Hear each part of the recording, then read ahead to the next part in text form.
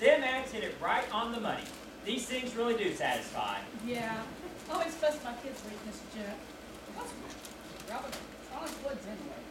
Apparently something my wife doesn't use when she cooks. This stuff is great. I'm losing my mind in this place. We've been here for 18 hours. 3. What? 3 hours. We've been here for 3 hours. Whatever. Don't you know we're trapped in here? You can't expect people to stay locked up with total strangers for 4 hours and not go a little stir crazy. 7 hours in this place. We're all getting a little punchy in here. It's been 12 hours of the most boring conversation I could ever imagine myself having with 3 of the most boring people on the planet. Calm down. People are losing. Okay, Daphne. I just really don't think it was that boring. I thought it was kind of fun, and it definitely helped take my mind off my kids at home. You know, I'm going to side with Lucinda here and say that I didn't think our conversation was boring either. I kind of liked talking about that first Christmas. Seems nobody does that much anymore. Seems nobody has the time to think of Mary and Joseph and the birth of that little baby Jesus.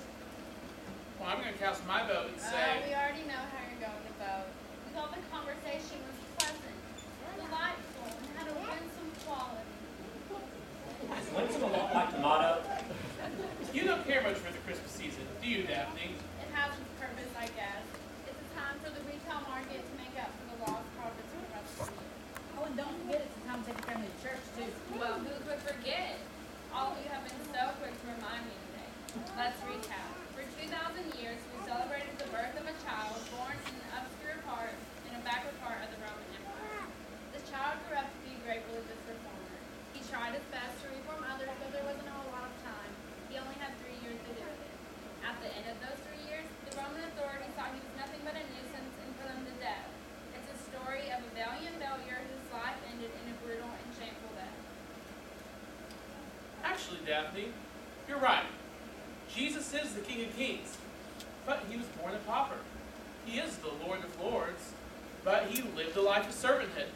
He is the creator of the universe, but he died a criminal's death.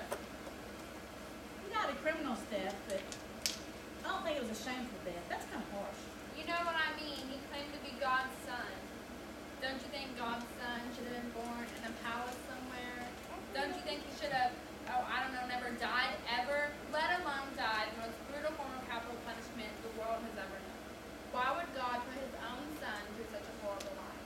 Little guy's on something here, Chip. He didn't live a horrible life. He was raised in a home with a father and a mother who loved him. He had brothers and sisters that he would play with. His father taught him how to be a carpenter. He worked with his father in the surrounding villages. He had friends.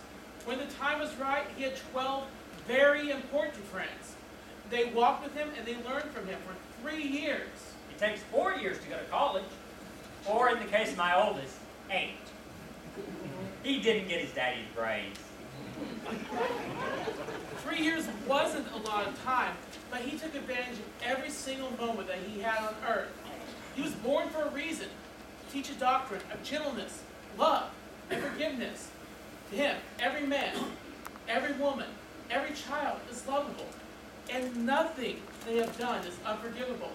His was a birth and a death that brought hope